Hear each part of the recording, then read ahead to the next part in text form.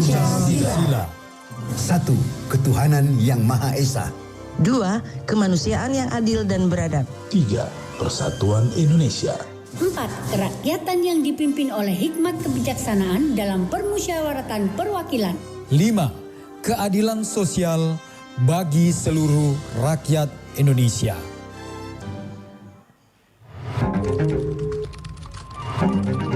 Di sela-sela kesibukan Anda siang ini, ragam acara akan menemani padatnya aktivitas Anda. Palembang siang ini. Pendengar Palembang siang ini kami ajak Anda untuk menyimak dialog luar studio Anak Hebat Indonesia Kuat Menuju Indonesia Emas 2045 langsung dari Gedung Stikers Al Suwaibah Kota Palembang bersama rekan saya Rian Apridani.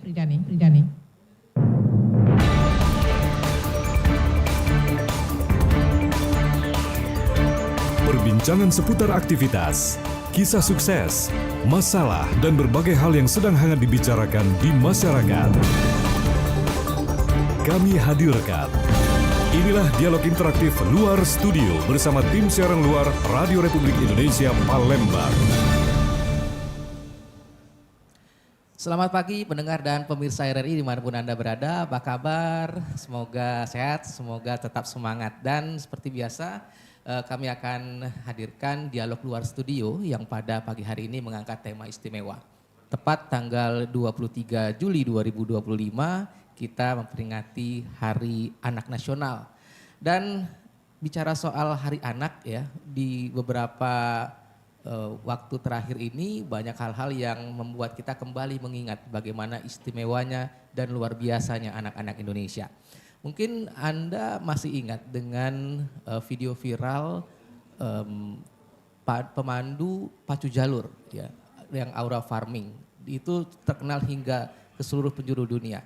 Anak-anak bocah usia sekolah dasar ini sudah menunjukkan bakatnya, menampilkan berbagai macam gaya tarian untuk bisa menyemangati para peserta pacu jalur.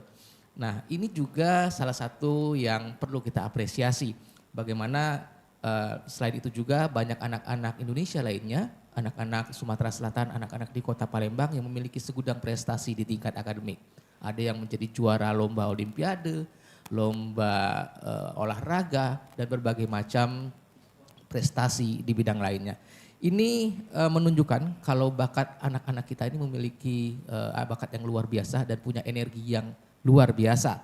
Nah sejalan dengan semangat itu pada dialog luar studio pada pagi hari ini kita akan membahas mengenai tentang bagaimana anak-anak Indonesia yang dipersiapkan menuju Indonesia Emas 2045 dengan tema Anak Hebat Indonesia Kuat Menuju Indonesia Emas 2045 dengan subtema Hari Anak Nasional Menuju Generasi Emas. Dan tentu saja untuk berbicara mengenai tema menarik yang kita angkat pada pagi hari ini sudah hadir ibu-ibu istimewa juga ya di balik peran mereka ya yang akan mempersiapkan anak-anak Indonesia di tahun 2045 nanti. Kita sudah kedatangan dua narasumber hebat yang pastinya akan berbagi banyak insight menarik untuk memberikan pandangannya terhadap persiapan untuk menyambut Indonesia Emas 2045. Ada Ibu Masayu Robi El Huda, yang biasa atau yang akrab kita sapa Bunda El ya. Selamat pagi Bunda El. Selamat pagi. Ya, Ketua Himpaudi Kota Palembang. Nah, iya. Ini tidak asing lagi kalau di RRI, mungkin sudah sering mendengar suaranya Bunda El di RRI mengudara bagaimana perannya juga dalam membantu mendorong anak-anak Kota Palembang ini untuk mencapai prestasi. Selamat pagi, sehat ya Bunda El? Alhamdulillah Karian sehat. Tetap semangat. Ya, tetap semangat. Baik, di samping saya juga sudah hadir Ibu Zulaiha Agustinawati yang akrab disapa dengan Mbak Ami. Mbak Ami apa kabar? Alhamdulillah. Sehat. Pagi sehat. Sama-sama semangat ya. Iya, kelihatan. harus tetap semangat. Baik, Bu Ami adalah Kepala Sekolah TK Islam Terpadu Asri, ya, sekaligus seorang psikolog. Kita akan minta pandangannya nanti dari sisi psikolog bagaimana kita bisa memantau potensi dan juga bakat minat anak-anak ya, yang dari sejak dini ini sudah mulai harus dilihat dan diasah dan dikembangkan. Ya, itu yang menjadi tantangan bagi kita semua, terutama bagi Anda para orang tua yang juga mungkin masih kebingungan ya bagaimana melihat potensi, bakat dan minat anak-anak kita nanti ke depan. Yang lebih penting lagi bagaimana juga kita bisa membentuk karakter anak-anak Indonesia untuk menuju Indonesia Emas 2045. Nah, tanpa berlama-lama ya kita langsung saja kita bicara soal Indonesia Emas 2045. Saya ingin ke Bunda dulu Bun. Bunda di Himpaudi Kota Palembang ya. Betul sekali. Betul sekali. Sangat erat kaitannya dengan pendidikan anak-anak usia dini. Kalau saya udah tahu Bun, tapi mungkin bagi pendengar kita banyak yang belum tahu Himpaudi itu apa sih? Perannya apa sih untuk anak-anak usia dini? Baik, terima kasih Karian. Barangkali kita sapa dulu seluruhnya yang hadir pada saat hari ini. Assalamualaikum warahmatullahi wabarakatuh. Selamat pagi dan salam sejahtera. Baik Karian, di kesempatan yang berbahagia ini tentunya kami keluarga besar Himpaudi Kota Palembang mengucapkan selamat Hari Anak Nasional yang ke-41. Alhamdulillah, mudah-mudahan anak Indonesia semuanya sehat, bahagia dan ceria. Tentunya ya sesuai dengan tema kita hari ini, tentunya anak hebat, Indonesia kuat menuju Indonesia Emas 2045. Baik, sekilas kami ya barangkali benar kata Karian tadi ya, Himpaudi itu apa ya?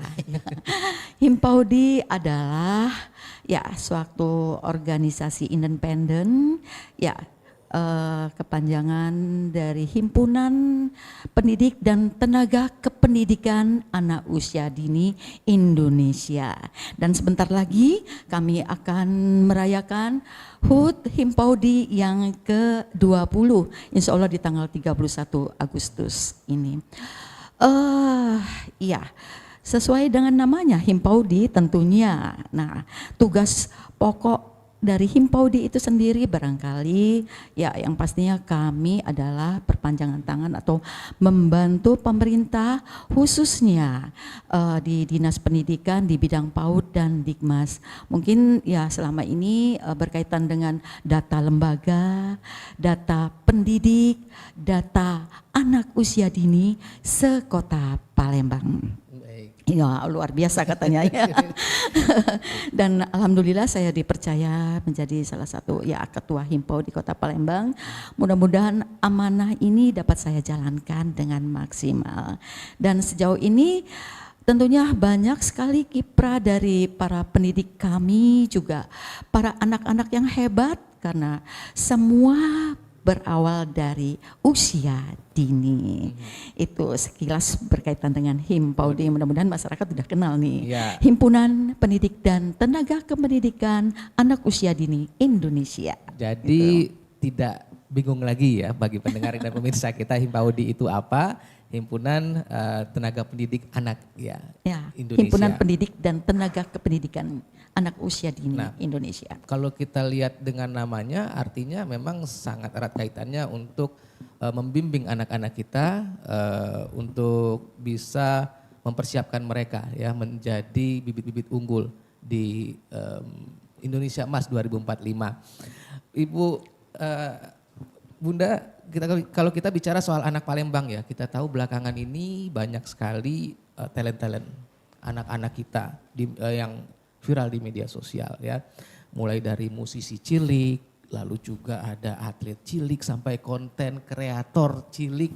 Betul. Yang bikin kita geleng-geleng kepala ini luar biasa keberanian dan potensi bakatnya. Ini kan bukti kalau potensi anak-anak kita ini punya kemampuan yang luar biasa. Nah, lalu bagaimana kita bisa melihat dan mengembangkan potensi ini sejak usia dini? Apakah Himpaudi juga punya metode untuk itu? Baik Karian, inilah kerjanya Himpaudi barangkali. Seluruh pengurus kita juga ada 18 pengurus di kecamatan sekota Palembang. Nah, tugas kami tentunya berkaitan juga dengan anak-anak usia dini. Jadi eksistensi kami apalagi di dalam kegiatan Hari Anak Nasional, Hari Pendidikan Nasional. Nah, kiprah kami tentunya mengajak anak-anak semuanya sekota Palembang ini dengan berkreativitas, tentunya dengan mengembangkan bakat dan karirnya itu di pentas seni, pensi namanya. Kadang kami membuat kegiatan dari anak-anak diajak semacam lomba-lomba, ya kami yang mengkoordinir gitu. Juga untuk misi pendidikannya kita mengajak anak-anak untuk tahu dari dini, istilahnya sejak dini mereka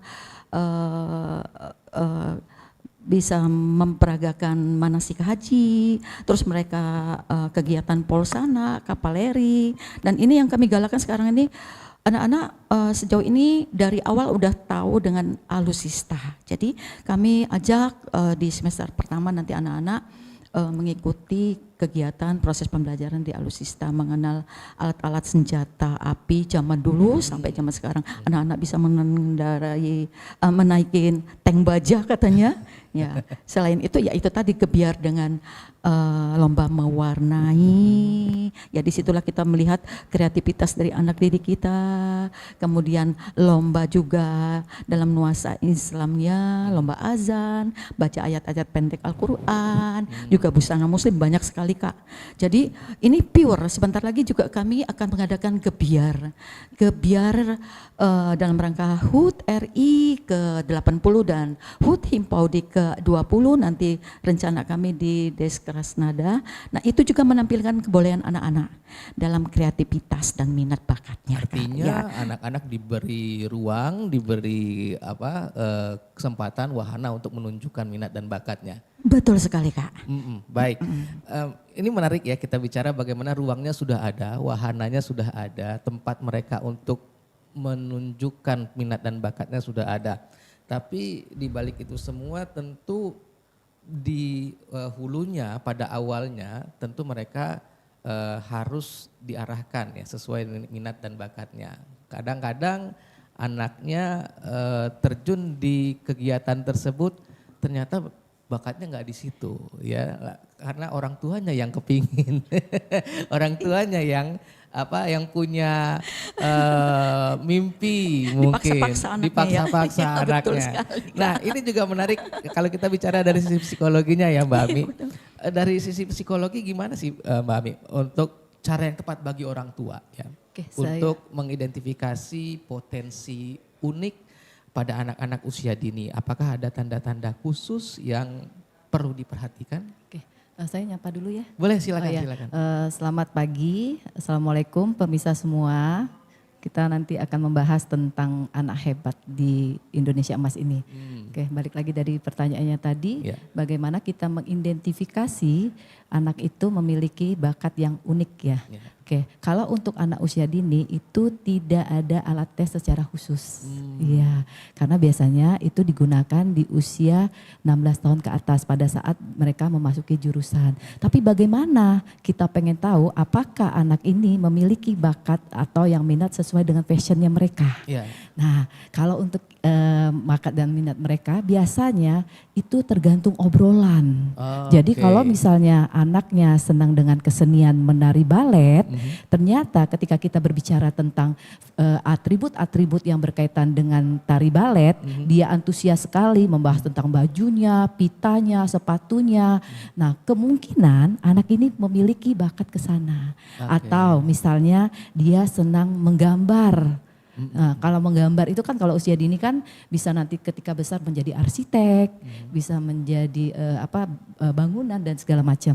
Nah, itu kita membahas tentang krayon, tentang bukunya, dan dia tertarik untuk ke arah sana, bisa jadi dia seperti itu. Jadi tergantung dari pembicaraan atau obrolan kita terhadap passion atau kegiatan yang mereka sukai.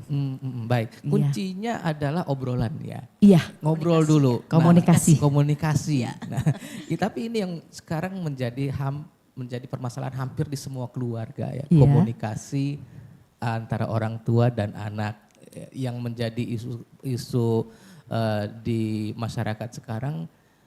Banyak sekali yang mengatakan bahwa komunikasi itu sulit untuk dibangun antara orang tua dan anak. Ada yang kesibukan lah bekerja, lalu juga mungkin kehilangan, sekarang ada istilah fatherless ya katanya ya, Ibu ya, Mbak Ami ya, tidak ada figur yang mungkin mereka bisa percaya gitu kan. Lalu juga kebingungan-kebingungan lah di orang tua untuk melakukan komunikasi, bagaimana mereka membuka komunikasi dengan anak. Ada kuncinya nggak, ada tipsnya nggak untuk bisa melakukan komunikasi dengan anak supaya tepat gitu, mereka taunya maunya apa? Ya, oke. Kalau untuk anak usia dini, komunikasi itu adalah pintu gerbangnya. Jadi tidak ada orang tua yang mempunyai alasan, saya sibuk, saya tidak punya waktu. Ketika dia sudah memiliki gelar sebagai orang tua, apapun kegiatan yang mereka lakukan, mereka harus konsekuensi terhadap apa yang sudah dititipkan tadi. Karena banyak sekali masalah-masalah muncul di masyarakat itu karena tidak adanya komunikasi antara orang tua dan anaknya. Sehingga setelah ada kasus, ada masalah, baru orang tuanya tersadarkan. Jadi penting sekali komunikasi, jadi dia tahu apa yang dilakukan anak itu dari hari ke hari, kegiatan apa yang dia lakukan. Jadi kita bisa mengantisipasi, jangan sampai ada suatu kejadian baru kita akan menyadari bahwa kita sudah terlambat. Nah, jadi itu kuncinya komunikasi. Komunikasi apalagi di zaman sekarang ya, bisa melalui video call, bisa melalui WA, bisa melalui WA group dan segala macam. Jadi banyak media yang bisa memfasilitasi untuk komunikasi antara orang tua dan anak. Oke, jadi nggak ada alasan ya seharusnya ya Mbak Ami ya. Nggak ada alasan. Untuk bisa membuka komunikasi dengan anak. Iya. Karena sekarang zaman sudah canggih, kalaupun jauh di rumah dan juga tempat kerja kan bisa video call untuk ngobrol lah istilahnya. Baik, lalu dalam konteks Hari Anak Nasional, saya ke Bunda El lagi. Bunda untuk program atau inisiatif apa saja nih yang sedang digalakan Himpaudi untuk memastikan setiap anak ini mendapatkan hak-haknya, terutama hak untuk berkembang dan hak untuk mengaktualisasi diri. Baik Kak Rian, terima kasih. Sejauh ini barangkali kita selalu loh pembinaan rutin dengan seluruh kepala sekolah dan pengurus gitu, Kota Palembang. Intinya saya mengingatkan mereka untuk terus menerus kerjasama dengan orang tua. Karena pihak orang tua ini, keterlibatan orang tua ini sangat penting sekali gitu. Jadi saya ingatkan kepada mereka untuk ya bekerja sama dalam hal apapun. Jadi tidak ada miskomunikasi antara orang tua dengan guru di lembaga tersebut. Dan kegiatan yang selalu kami ingatkan juga, yang pasti sekarang ini ada program dari Kementerian Pendidikan Kemendikbudristek, khususnya di bidang sekolah dasar dan menengah, itu ada 7 kebiasaan anak sehat gitu. 7 kebiasaan anak hebat gitu, yang dari awal, dari start anak bangun pagi, kemudian beribadah, kemudian makanan sehat bergizi, kemudian juga gemar belajar, kemudian bermasyarakat, dan kembali lagi ke poin ke-7 adalah anak-anak itu untuk tidur cepat. Nah di situ juga kami tanamkan pada guru-guru untuk terus-terusan mengingatkan anak-anaknya, dan ini sudah kami laksanakan juga pada saat MPLS, mengenal lingkungan sekolah yang baru-baru ini. Jadi anak-anak dibawa happy dan bahagia oleh para guru-guru, oleh para pendidiknya gitu. Itu juga ada program baru juga ya kalau nggak salah. Bukan selama ini kan kalau MPLS itu yang dampingin anak-anak awal ke sekolah adalah ibu mereka, tapi sekarang bapaknya. Bapaknya disuruh juga mengantar anak-anak. Jadi ada kepercayaan dari anak-anak bahwa oh ini selain ibu ada ayah yang selalu mendampingi mereka. Dan itu juga dari gurunya kita mengingatkan, bisa lihat dari karakter anak-anak itu dari tadi, dari cara komunikasi. Sering-sering anak-anak diajak ngobrol, karena sekarang juga ada kita kurikulum tetap kurikulum merdeka ya. Akan tetapi basicnya ke deep learning, maksudnya materi pendalaman itu berdasarkan pengalaman-pengalaman anak-anak. Jadi kita juga bisa mengangkat atau memancing-mancing anak-anak pada saat di sekolah proses pembelajaran bahwa kejadian apa yang terjadi di rumah berdasarkan pengalaman. Atau kita boleh tanya, tadi sholat nggak bangun paginya? Nah kan mereka bisa cerita kalau ayah bundanya menjalankan sholat pasti anaknya ngikut juga. Jadi itu selalu diingatkan. Kemudian juga bakat yang terpendam mungkin selama ini. Anak-anak kadang-kadang kalau kita langsung cas mereka maju ke depan untuk bernyanyi, kadang-kadang anak-anak yang tidak ada jiwanya menyanyi, kadang-kadang ya itu dia down. Jadi kita tawarkan, ayo, siapa yang berani bisa nyanyi di depan. Nanti Bu Guru kasih reward. Nah saya tanamkan kepada guru-guru untuk mengajar dengan tulus ikhlas, dengan hati istilahnya. Tidak ada guru yang istilahnya mengajar nggak pakai hati. Jadi dia full kasih sayang, full melihat bakat anak dari sejak awal barangkali. Disitulah barangkali kalau anak-anak senang tadi kalau di dunia PAUD barangkali bukan menggambar ya, mewarnai. Jadi kita di sekolah memfasilitasi, ya bisa dengan krayon atau dengan spidol atau dengan apapun. Di situ kelihatan anak-anak yang berbakat kira-kira. Nah suatu saat ada perlombaan misalnya mewarnai, anak-anak itu bisa tampil. Dan sama dengan pentas seni, anak-anak yang bisa menari, baca puisi atau membaca ayat pendek. Suatu saat kita selalu mengadakan kegiatan perlombaan untuk anak-anak, bukan hanya anak-anak saja, para pendidiknya pun kami buat perlombaan gitu. Jadi disitulah kita kelihatan bakat. Dan jadi di kegiatan-kegiatan itu kita sekaligus sebagai talent scoutingnya ya Bu. Iya. Jadi kita lihat anak-anak kita ini bakatnya kemana ya? Apakah mungkin ternyata lebih senangnya mewarnai daripada bernyanyi? Maka mungkin kita bisa mengarahkannya ke sana di hasil kegiatan-kegiatan yang mereka ikuti di sekolah. Nah, betul. Nah, saya ingin kembali lagi ke Mbak Ami di TK IT Asri nih Mbak Ami. Saya senggol sedikit TK-nya ya.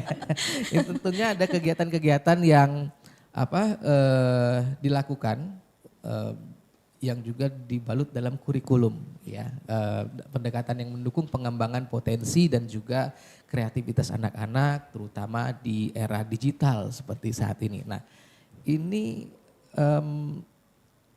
seperti apa ya penerapannya di TK IT Asri? Tapi ditahan dulu. Ditahan dulu ya, jawabannya. Boleh. Karena kita harus jeda sejenak. Kita akan kembali lagi setelah yang satu ini. Jenderal, musuh makin mendekat. Ayo, maju terus. Wah, kakak sama adik lagi main apa? Jenderal, ini dia komandan musuh. Tangkap dia. Ampun para pejuang. Kamu tidak akan bisa mengalahkan kami karena kami penerus bangsa telah mengisi kemerdekaan dengan rajin belajar. Ya, kami adalah generasi cerdas dan cinta tanah air. Bukan itu aja, penerus bangsanya juga harus bertoleransi dan mencintai perdamaian, bersatu dalam kebinekaan sehingga tidak mudah terpecah belah. Dengan begitu, negara kita akan menjadi negara yang tangguh kan, Ma? Wah, para pejuang ini memang pintar. Kalau seperti ini penerus bangsanya, Indonesia akan terus berjaya. Indonesia tangguh, Indonesia tumbuh. Kalau begitu, Jenderal, kita lepaskan saja komandan musuh ini. Loh, kok dilepas? Kan kita cinta perdamaian. Aku ingin jadi reporter. Kelak aku ingin jadi peluan. Cita-citaku, bingung aku. Aku sih pengen jadi musisi. Kalau aku ingin jadi presiden. Mimpi adalah masa depan. Sudahkah kita bijak berbuat untuk menghantarkan anak-anak kita menggapai cita-citanya? Anda masih mengikuti dialog interaktif Luar Studio bersama tim siaran luar Radio Republik Indonesia Palembang.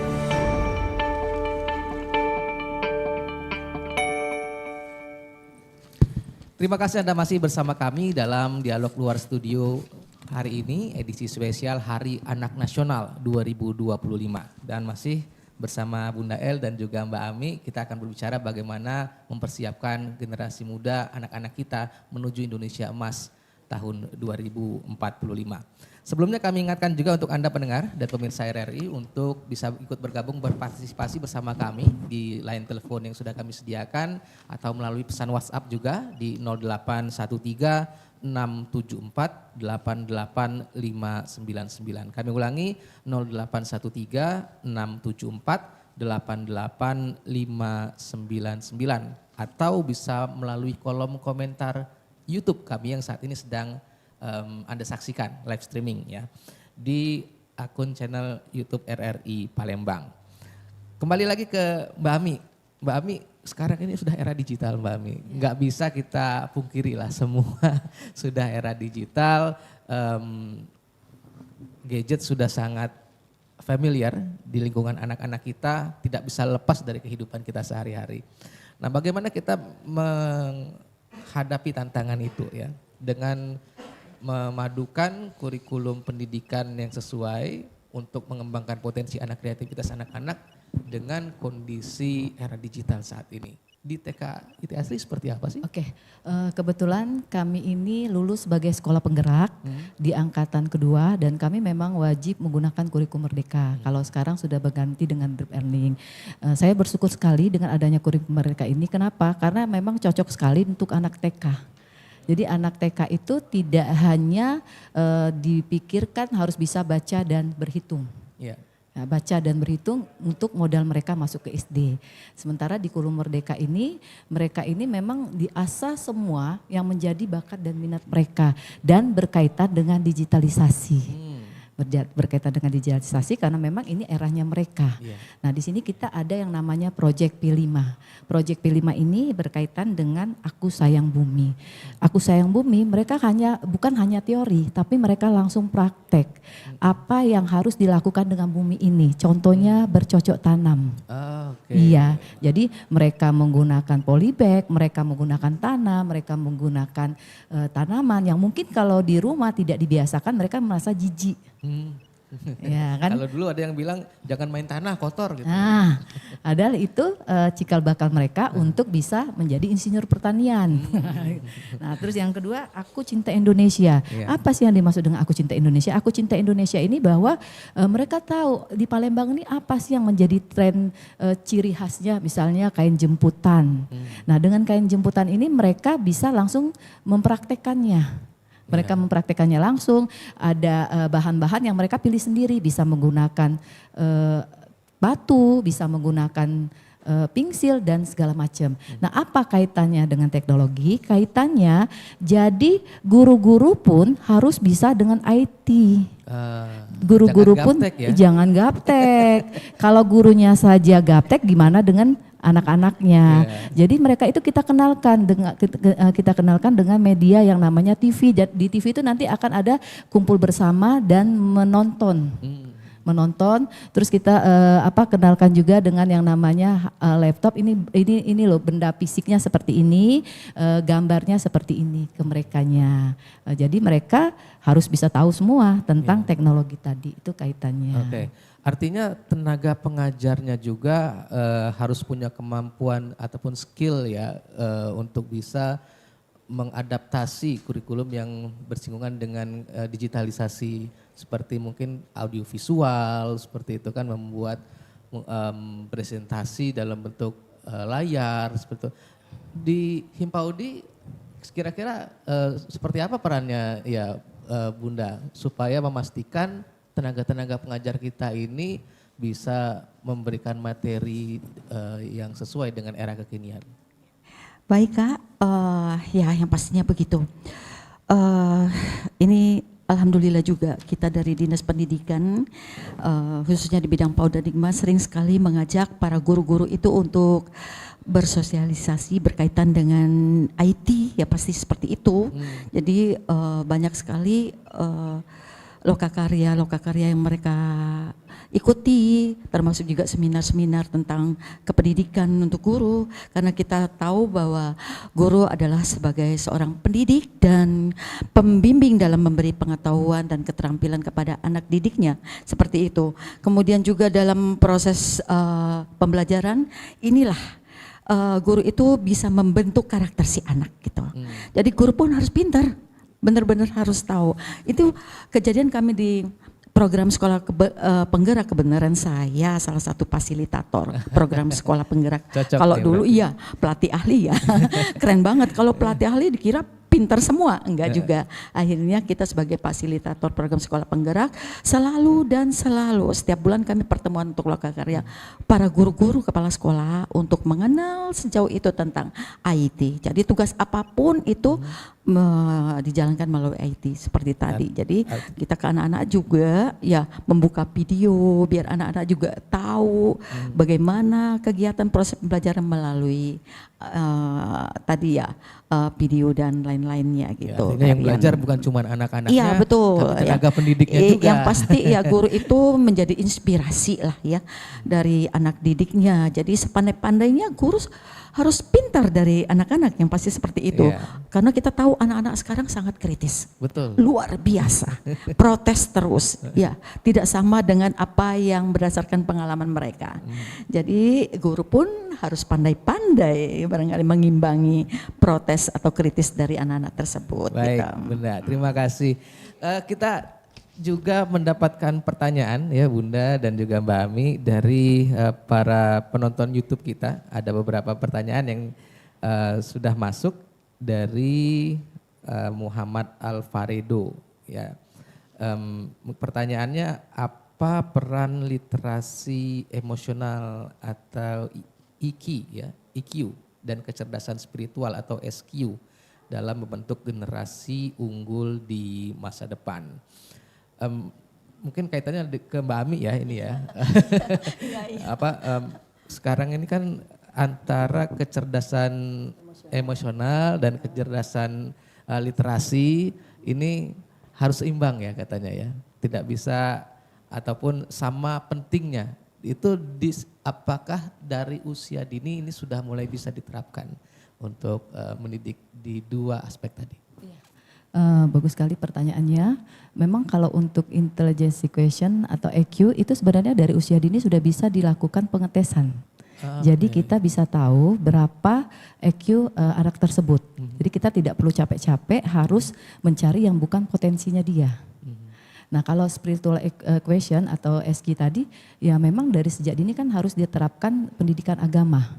Jadi bagaimana dia kalau saya Islam itu apa yang harus dilakukan kalau misalnya sholat, mengaji dan melakukan kegiatan-kegiatan lain, dan juga bagaimana etika dia kepada yang lebih tua dan yang itu spiritual questionnya. Terus kalau emosional ini sangat penting sekali karena banyak sekali orang-orang yang cerdas secara intelektual tetapi karena tidak bisa mengendalikan emosinya, akhirnya kecerdasan itu tertutupkan. Kan sayang sekali. Jadi ketiga hal ini harus seimbang. Jadi harus seimbang, dan bagaimana untuk supaya ini bisa berjalan dengan lancar. Sekali lagi orang tua berperan dari sejak dini, memang harus sudah diketahui apa yang menjadi kelemahan dan kelebihan anak tersebut. Pihak sekolah juga berperan untuk meningkatkan potensi dan apa yang menjadi kendala anak tersebut. Begitupun dengan masyarakat di sekitar. Nah biasanya emosional itu terbentuk contohnya nih kalau anak tunggal atau anak bungsu ya atau anak pertama. Enggak juga nih. Biasanya egonya lebih besar ya Bu ya.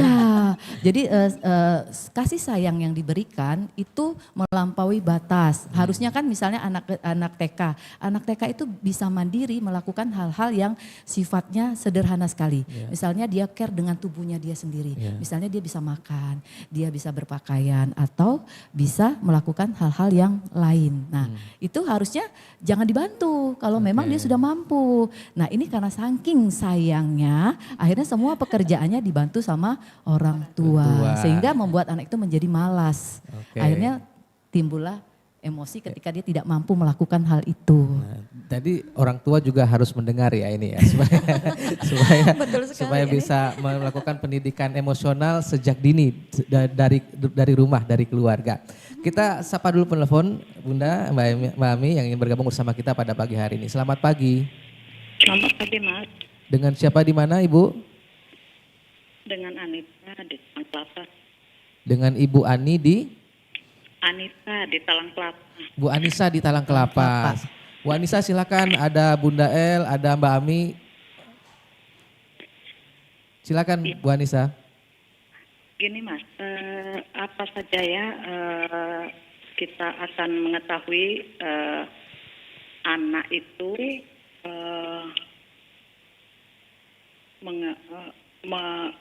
maksud saya terkena psikolog di usia dini. Bagaimana orang tua ataupun guru untuk membantu si anak ini. Ciri-ciri daripada anak yang terkena psikologi. Artinya ada gangguan psikologi maksudnya? Iya. Seperti apa misalnya ya Bu Anissa? Apa Mas? Seperti apa misalnya? Kondisi anaknya seperti apa misalnya? Mungkin dari cara dia menatap atau gimana gitu Mas. Mungkin ibu-ibu yang kita undang saat ini bisa menjelaskan. Cara dia mungkin menangkap pelajaran di sekolah ya. Tidak fokus. Oke, baik. Baik, Ibu Terus Anissa. ini Mas, bagaimana menyimbangkan stimulasi akademik dan bermain agar anak tidak stres, namun dia tetap optimal dalam perkembangannya. Gitu aja Mas, 2 pertanyaan. Baik, terima kasih Mas. Ibu Anissa di Talang Kelapa di belakang Ibu Anissa. Kami masih tunggu partisipasi Anda pendengar di 0813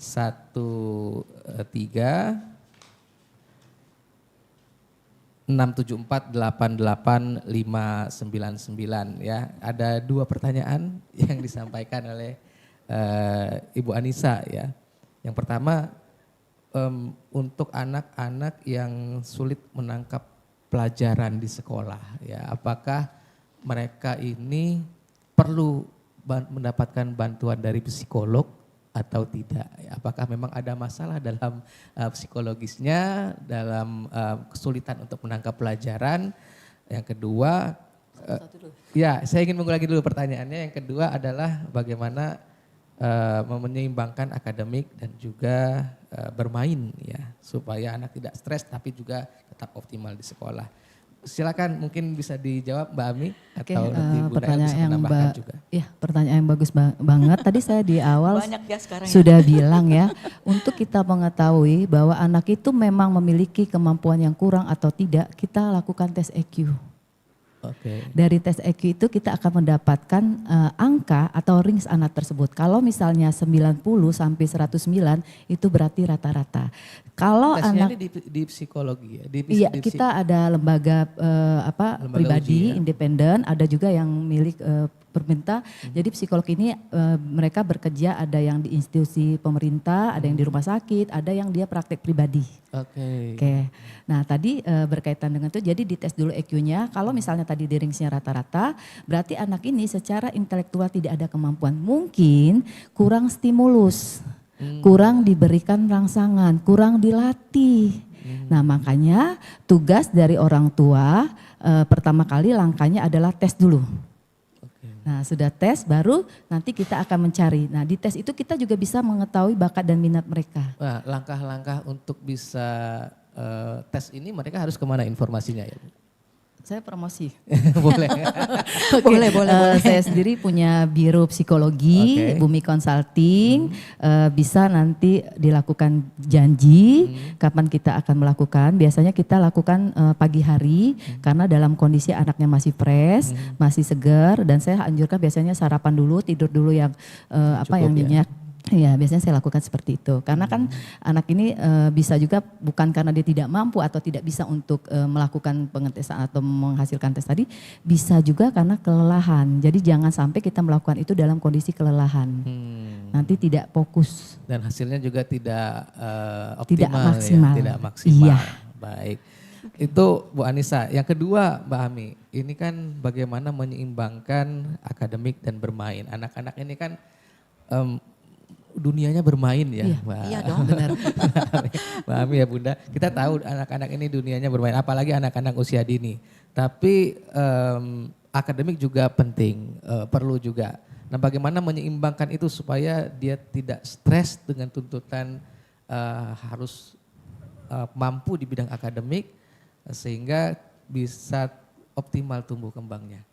Jadi anak yang Iya, berarti ini ya edukasinya di proses pembelajaran itu. Oke, saya jawab. Untuk menyimbangkan anak antara bermain dan belajar, kita sebagai orang tua buat perjanjian. Kita bikin aturan, misalnya dari Senin sampai Jumat kamu fokus untuk belajar, Sabtu dan Minggu biarkan mereka bermain. Jadi kita adil, jangan sampai haknya sebagai anak kita habiskan untuk belajar. Karena masa-masa ini tidak akan pernah terulang lagi. Jadi memang harus ada persentasi dia untuk bermain. Tapi bagaimana supaya bermain ini tidak kalah hebatnya atau tidak kalah banyaknya dengan belajar, makanya kita bikin kesepakatan. Jadi ketika ada salah satu yang melanggar, berarti balik lagi ke pasal tadi. Oke, jadi jangan-jangan orang tuanya malah yang melanggar nanti ya. Iya, Sabtu Minggu diminta anaknya untuk belajar. Untuk belajar ya. Itu nggak adil ya. Saya potong sedikit Karian itu. Nah, Bunda. Sekarang ini memang banyak sekali loh anak-anak yang kayak speak delay gitu loh. Nah, kalau berdasarkan pengalaman saya itu barangkali ini, bukan barangkali iya, karena kita punya cucu kayak gitu, ternyata juga ada imbasnya sejak kecil dibiasakan digigit. Biasa dari bayi, sejak dia sudah bisa ngelihat itu sudah ada TV gitu. Terus dia sudah bisa duduk dikasih HP.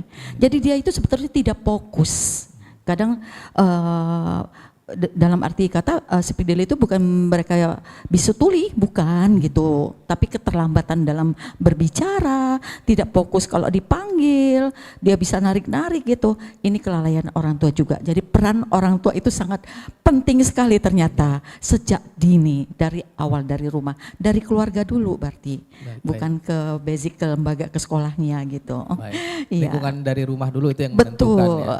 Nah, saya ingin, ini berkaitan juga tadi ya disampaikan dengan Bunda Mbak Ami, sebagai seorang psikolog, ini tantangan terbesar apa yang Mbak lihat dalam tumbuh kembang anak-anak saat ini, terutama yang berkaitan dengan penggunaan gadget dan juga interaksi sosial.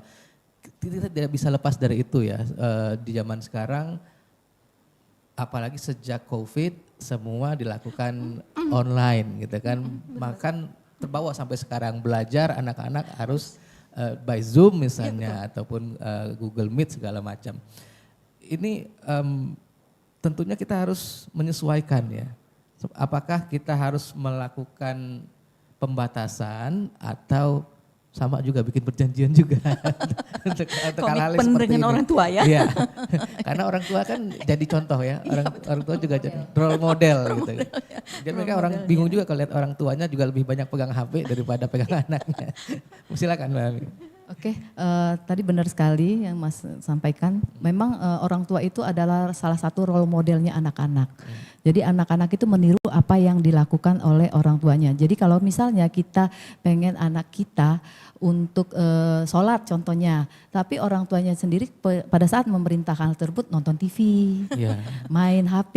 Betul. Nah jadi apa yang dia contoh itu apa yang dia lihat tidak akan jauh dari apa yang dilakukan orang tuanya. Jadi sebagai orang tua ya kita harus bijak.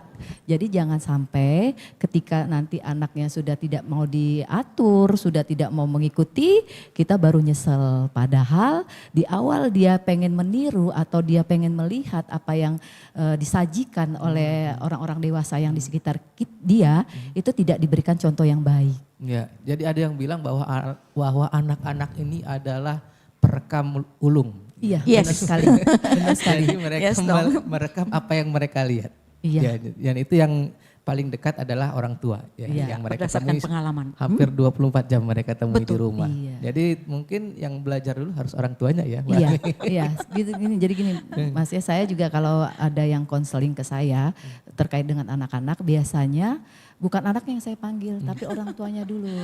Bagaimana pola asuh yang ada di dalam rumah ini.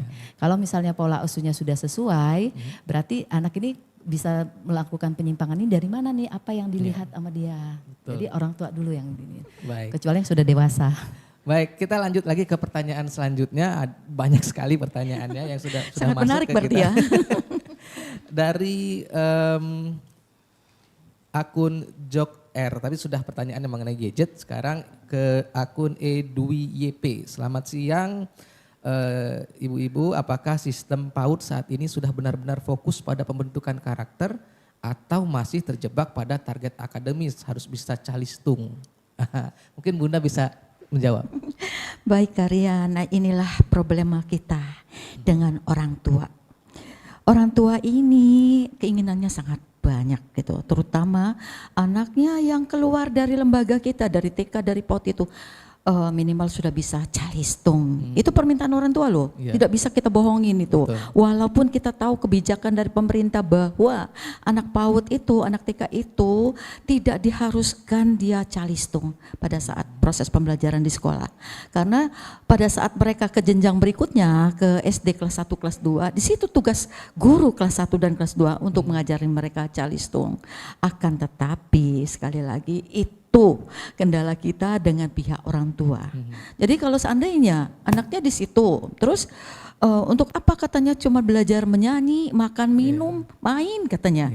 Padahal program kita itu anak belajar di lembaga kita, di sekolah kita itu yang pasti bersosialisasi dulu, membuat anak bahagia dulu. Betul. Di masa-masa ada selipan waktu barangkali kita bisa mengajarin anak-anak dengan trik-trik kita. Dengan calistung itu istilahnya kita alihkan dengan permainan-permainan. Bisa kok diajarkan calistung. Bukan dalam arti kata kita tidak boleh memberikan edukasi calistung kepada anak didik kita, akan tetapi caranya, triknya dengan bermain sambil belajar.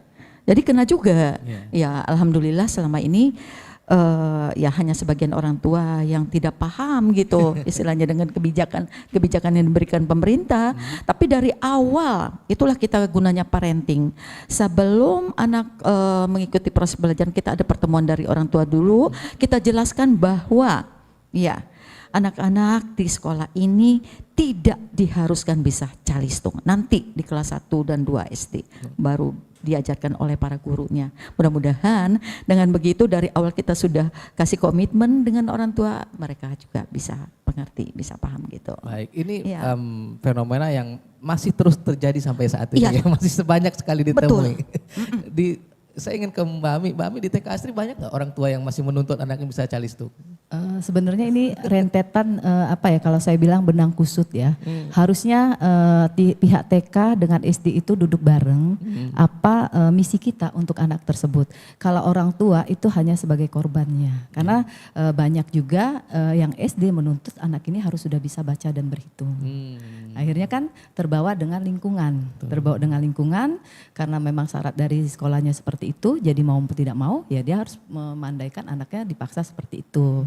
Nah kalau di saya karena saya sendiri juga dulu juga bisanya di usia 7 tahun, jadi saya juga tidak mau anak-anak yang sekarang ini menjadi korban gitu loh. Karena memang nanti ada masanya sendiri yang mereka akan bisa untuk melakukan kegiatan tersebut. Nanti ada jenjangnya. Baik, kita kembali lagi ke pertanyaan selanjutnya, ada dari akun Naura di kolom pertanyaan YouTube, bagaimana mengajarkan nilai-nilai kebangsaan dan kreativitas pada anak-anak usia dini agar mereka mencintai Indonesia dan siap berkompetisi secara global. Ya intinya bagaimana menanamkan nilai-nilai nasionalisme di anak-anak usia dini ya. Lalu juga ada karakter daya juang mereka untuk berkompetisi. Di usia dini apakah bisa dilakukan pendidikan-pendidikan seperti itu? Oke. Bisa sekali. Jadi misalnya kita lakukan setiap hari Senin upacara. Upacara itu Upacara salah bendera, satu, salah satu dia mencintai bangsanya. Terus kita putarkan lagu kebangsaan, misalnya di 17 Agustus, atau kita libatkan kegiatan di lomba-lomba pada saat 17 Agustus. Jadi banyak sekali momen-momen yang bisa dilakukan untuk meningkatkan rasa kebangsaannya kepada anak kita. Nah, untuk bagaimana dia bersaing dengan dunia luar, memang dari dini itu bahasa yang harus perlu ya, kemampuan bahasa, contohnya bahasa Inggris dan bahasa yang lain yang memang harus dimiliki oleh anak tersebut. Dan Sehingga, kemampuan dan kepercayaan diri untuk bisa berbicara, berkomunikasi di depan publik ya. Iya, makanya kalau di TK itu biasanya kami meminta mereka untuk memimpin barisan. Jadi saya gilir, kalau misalnya ada anak yang kurang percaya diri, anak yang pemalu, kami kasih kesempatan mereka untuk tampil. Memimpin teman-temannya. Baik, itu hal-hal yang kecil dulu dimulai dari sana. Kita kembali sapa penelpon yang ingin bergabung, Mbak Ami, Bu El. Selamat. Baik, rupanya terputus. Baik, terputus. Kami masih buka kembali kesempatan untuk Anda pendengar di 0813-674-88599 untuk ikut bergabung bersama kami di dialog kita pada pagi hari ini. Kita akan jeda sejenak, kami akan kembali setelah yang satu ini. Mama, aku mau main handphone. Mama, aku mau beli es krim. Ma, aku mau beli mainan. Ma, aku mau beli permen. Please Mama, boleh? Gimana nih ibu-ibu, boleh nggak? Emang sih paling nggak tega kalau dengar anak udah memohon seperti itu. Ibu-ibu ingat ya, tidak semua keinginan anak harus dituruti. Sebagai orang tua, Anda perlu menunjukkan mana kebutuhan dan mana yang hanya keinginan semata. Menyayangi anak bukan berarti menuruti semua keinginannya. RRI Digital dengan tampilan baru, berbagai konten kolaborasi dari berbagai program nasional, termasuk siaran visual langsung, siaran radio langsung, store. RRI Digital. Anda masih mengikuti dialog interaktif luar studio bersama tim siaran luar Radio Republik Indonesia Palembang.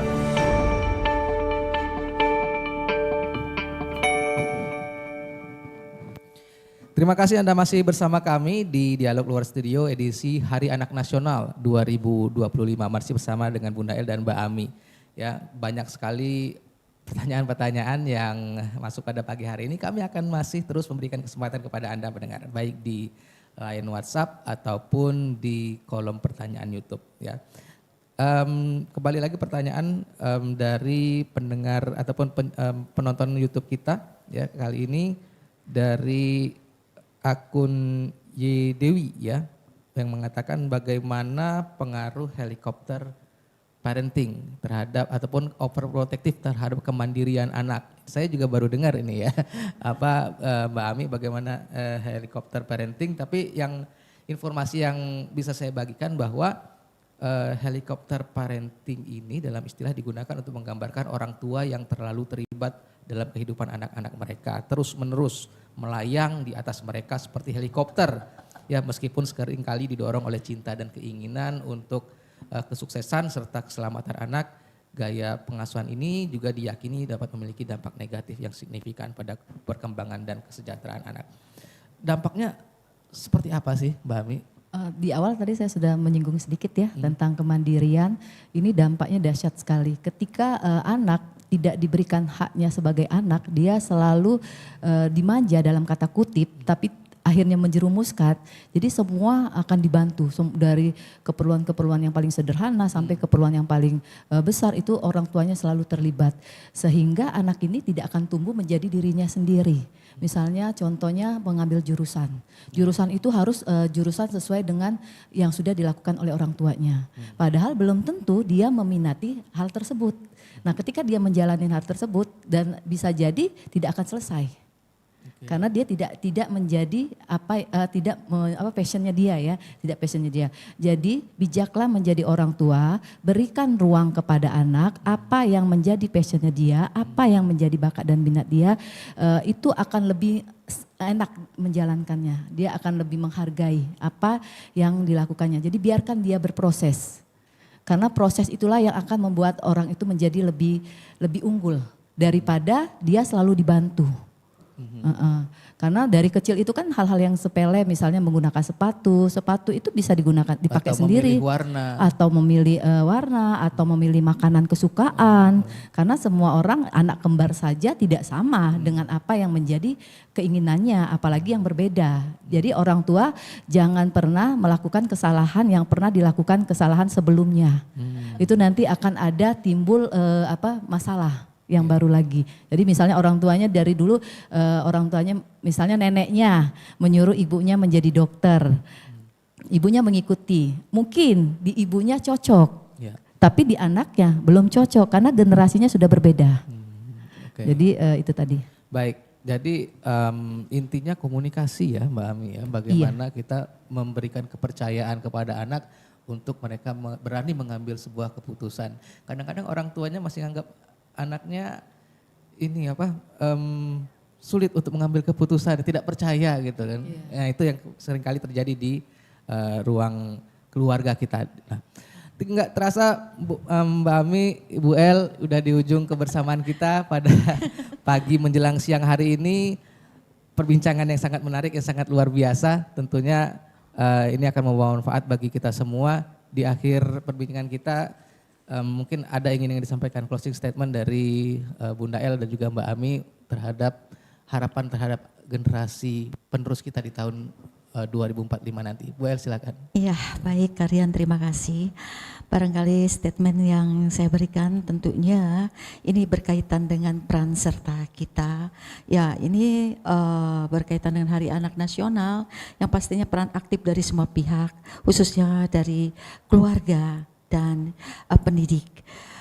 Inilah untuk dapat mewujudkan generasi emas 2045 yang berkualitas tentunya, berdaya saing yang tinggi dan mempunyai komitmen untuk kemajuan bangsa. Jadi kerjasama dari pihak orang tua, keluarga dan juga adanya kebijakan dari pemerintah untuk terus memantau sumber daya manusianya untuk dapat dilatih atau ngikuti seminar segala macam itu demi kebutuhan anak didik atau anak bangsa kita. Baik. Tuh.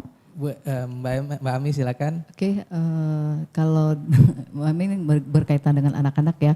Kalau saya mulai hari ini, mulai saat ini, anak-anak ini adalah aset terbesar bangsa kita. Rangkul mereka, penuhi kebutuhan mereka. Kebutuhan apa? Kebutuhan kasih sayang. Karena dengan kasih sayang, semua masalah akan bisa terselesaikan. Baik, dan pendengar demikian dialog yang menarik antara Mbak Ami dan juga Bu El pada pagi hari ini, bahwa satu yang bisa kita ambil bahwa setiap anak adalah anugerah dan masa depan. Mari kita jaga, kita lindungi dan bimbing mereka sebaik mungkin.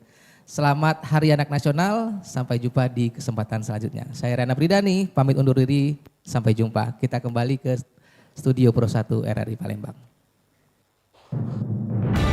Anda baru saja mengikuti dialog interaktif luar studio bersama tim siaran luar Radio Republik Indonesia Palembang.